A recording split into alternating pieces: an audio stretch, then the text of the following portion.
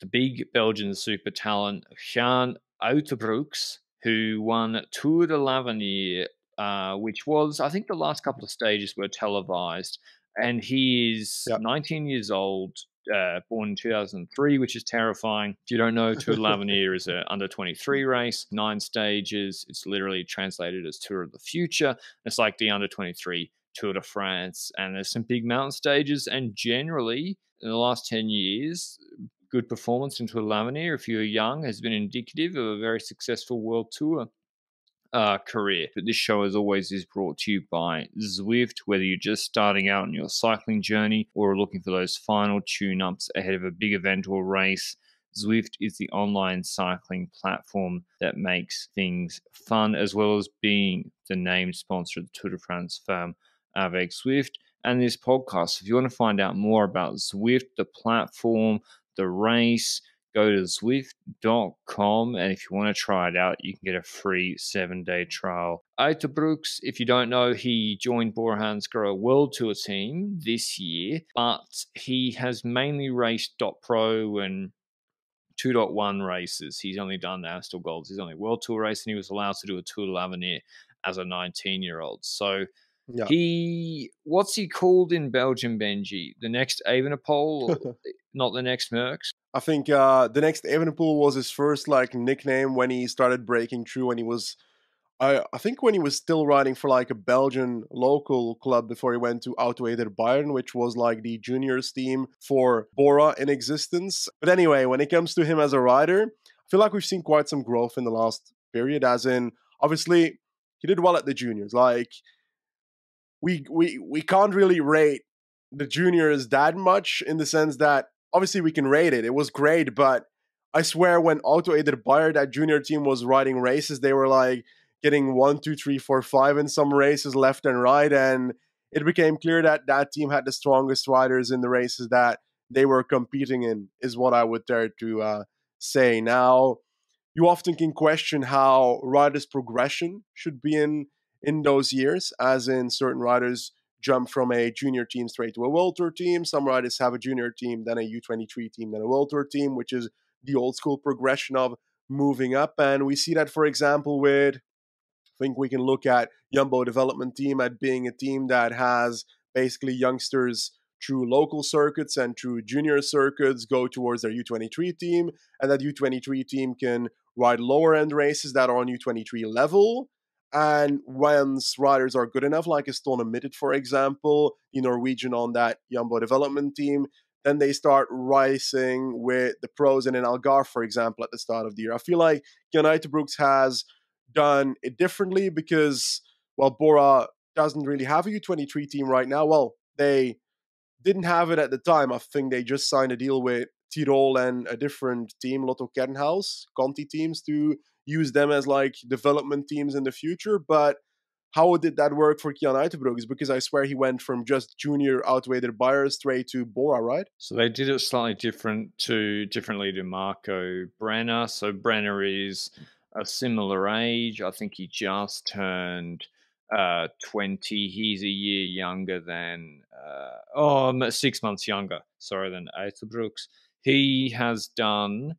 He joined DSM in 2021, and he did Kerner, Romandy, Dauphiné, and some top pro races. And then this year he's done the Vuelta, Dauphiné, Romandy, done a lot of races, 60 race days so far, and he hasn't finished the Vuelta yet. At 20, no Tour de l'Avenir for Brenner, to compare him to the U23. So seems like with Bora have gone a little bit slower, and it's been good because we saw at Tour of Norway, as you remember, the greatest race ever. Uijtdebroeks came, I think, 6th on the mountaintop finish there, which was in front of Chavez, 123 behind Evenepoel. That was a very, very high-level performance. And in Tour de l'Avenir, he pretty much just replicated that. He also had a good performance in Sibiu Cycling Tour, where he came 3rd on GC behind Aliotti, who I think did well in l'Avenir when he was an under 23. He's 23 years old at Bora. So that is how Uijtdebroeks did at l'Avenir. There was the first big mountain stage, big mountaintop finish. The Col de la Madeleine from Saint-Francois-Longchamp climb. It's basically up to Wes, 13.7 Ks, 8%. And by the way, all of this is in an article on lanternerouge.com.au with graphs and very easy to follow there. But it was a pretty hard stage by U23 standards for like 3.5 hours beforehand. France paced really hard, and then Uijtdebroeks with 10 Ks to go just destroyed everybody and rode away. And Stalin admitted Michael Hessman on Jumbo Visma Dev. For big guys, they were going pretty well, particularly Hessman. And Lenny Martinez, I think, struggled. So he did 5.88 watts per kilo for 41 minutes. And that's really, really good. He did 6.1, I think, for 31 minutes. So roughly the same curve, shorter duration in Norway. And that both those performances are comfortably within what a Grand Tour top 10 rider should be doing to get a Grand Tour top 10. Now, obviously, it's not just about that. You have to be consistent for 3 weeks, do it after hard stages, good TT, not crash, yada, yada, yada. But he's got the watts to be in that region already at 19 years old. And stage 8 was quite a hard, short stage with 2 long climbs. Again, I think he did 5.5 for 45 minutes. Not as good, but it's a bit harder. And then the last mountain stage, that kind of nothing happened. Went to high altitude, and the GC group kind of stayed together. So he cleaned everybody up at 19.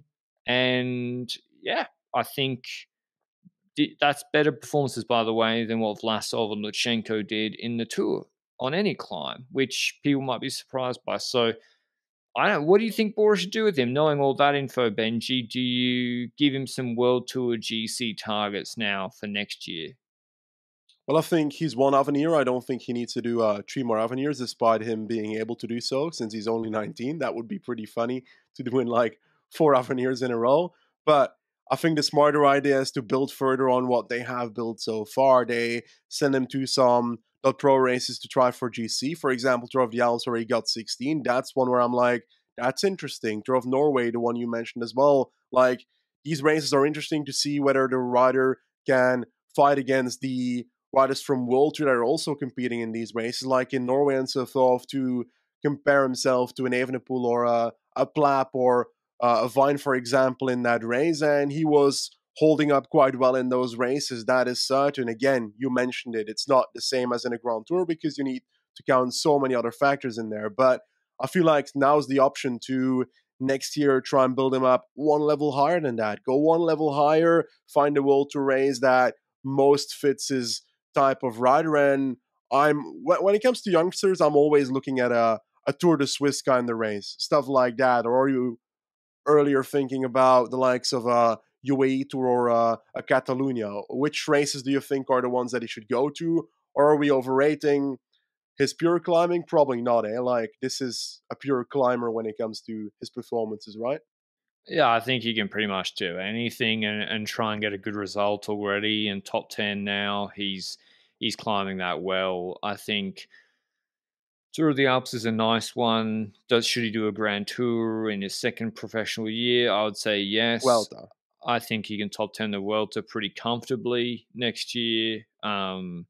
He should probably be aiming for a top 5 in the Vuelta, to be honest, next year. And you're like, why?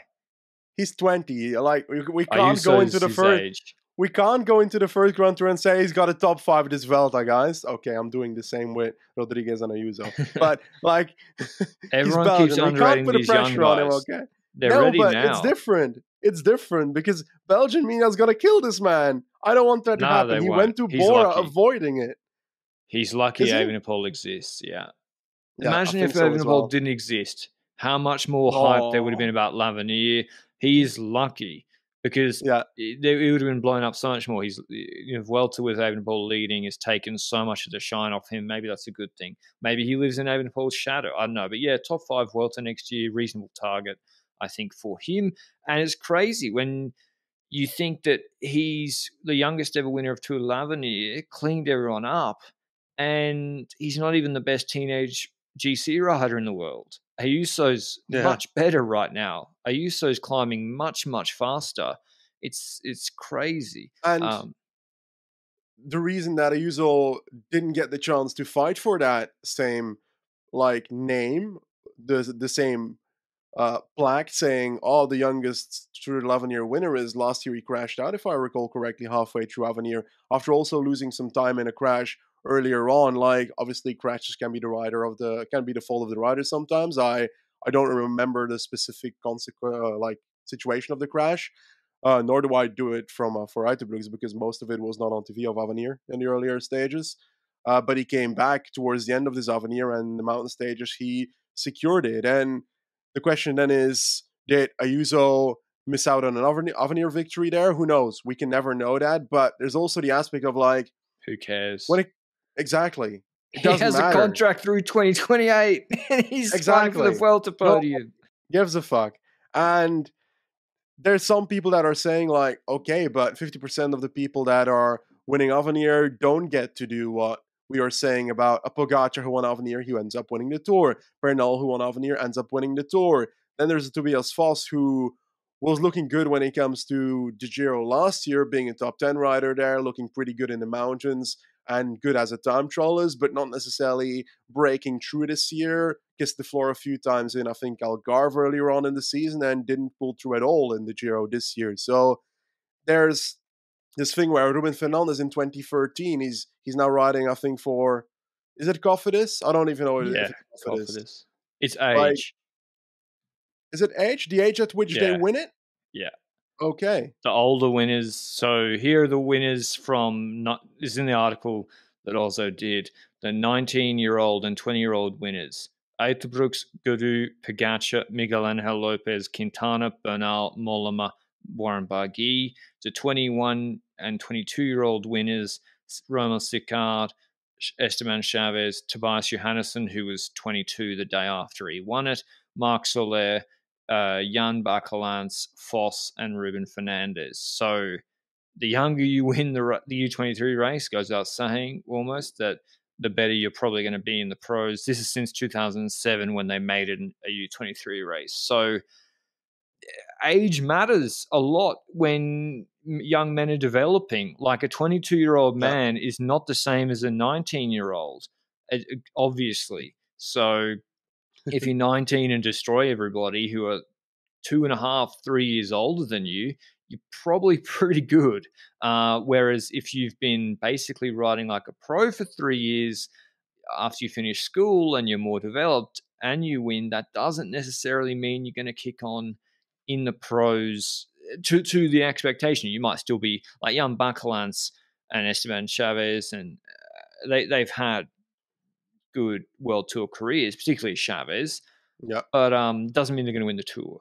So Uijtdebroeks looking good from a historical perspective. I think, there's just so much young talent. Paul Ayuso, Rodriguez. Belgium looking good, and Spain as well. Yeah, is it Spain not Movistar. Is it starting to feel like the talent is coming from the same countries a bit recently, like Spain, Belgium, or do you think that it's gonna spread out more? I think COVID in particular has hurt non-European countries like America, Australia. I don't know the effect of Brexit on the British riders being able to race in Europe. I presume that didn't get easier. But during COVID, it's much more difficult for the Americans and Australians or North Americans to come over, and not just them, the Colombians as well. It seems like, where are the Colombians in the L'Avenir, Tour de l'Avenir? Where's the Bernal, Quintana? And I would say we've just had COVID starting from 2020. That's not going to have helped the non-European nations. Wait, was there not something last year? I think there's like this whole drama last year where Colombia was not allowed to ride Avenir or something for some reason. I swear there's a drama we're missing in last year's Avenir when it comes to Colombia, but I'm not 100% certain because I thought that was Baby Giro, Colombia, and Britain got banned because they're too good. What a race! What a pointless race. My bad, not Avenir. I mean, L'Avenir still has its own problems. Like there was a Colombian team there, an Ecuadorian team, an American and Australian. And listen, the Australians like Blake Quick, he's got a contract at Bex. Jensen Plauras got a contract at Alpecin, who will be World Tour. Pardon? Portrait Bex as well, if I recall correctly. Is he? Yeah. Oh yeah, he's Dylan George has gone to FDJ Conti, so he'll be flying next year. And Matthew Dinham, I think he's 22. He'll probably get a contract too. So the Yeah. Australian team, like those guys, probably they will be okay. And like the British team too, Leo Hayes and Ineos, Bloke Jumbo, and even with the American team. So I don't know. I just think it kind of helped them. And I don't know. To the Lavenir, get rid of the team time trials. Maybe we'll cover it properly. I hate the team time trials. Archie Ryan as well. Just one to watch out for. We've talked a lot about Uijtdebroeks, but Archie Ryan, without the time trial, he would have been within a minute of Yeah. Uijtdebroeks on GC. He looks very, very good, particularly on 6% climbs. I think he could be quite good.